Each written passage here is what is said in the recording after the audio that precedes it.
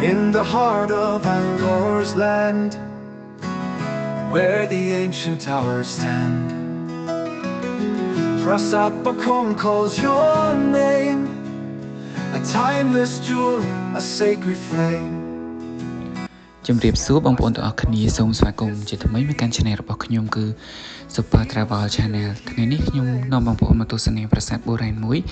ដែលស្ថិតនៅក្នុងខេត្តសៀមរាបដែលបងប្អូនភាគច្រើនតែងតែទៅហួសមកហួសគឺមិនសូវបានចូលទស្សនានោះទេ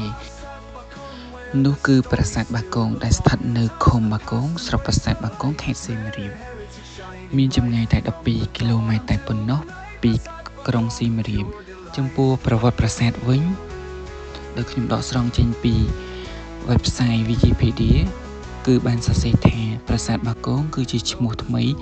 ដែលត្រូវបានហៅនាសម័យកណ្ដាលប្រាសាទនេះផ្សំពីពាក្យប្រាសាទបាគង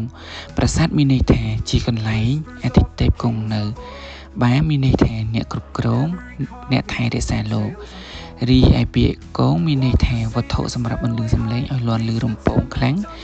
ដែលត្រូវបានអ្នកមានជំនឿលើអាទិទេពប្រាស់ដើម្បីបង្កើតជាសូរសំឡេងដាស់លាន់ឮដល់ពួកអាទិទេពទាំងអស់តាមសិលាចារឹកនៃប្រាសាទនេះមានឈ្មោះថា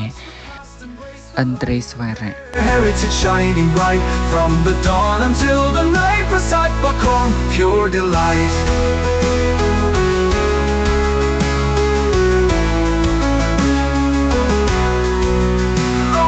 Prasat Bakong, where the storm, a song of Cambodia sing along.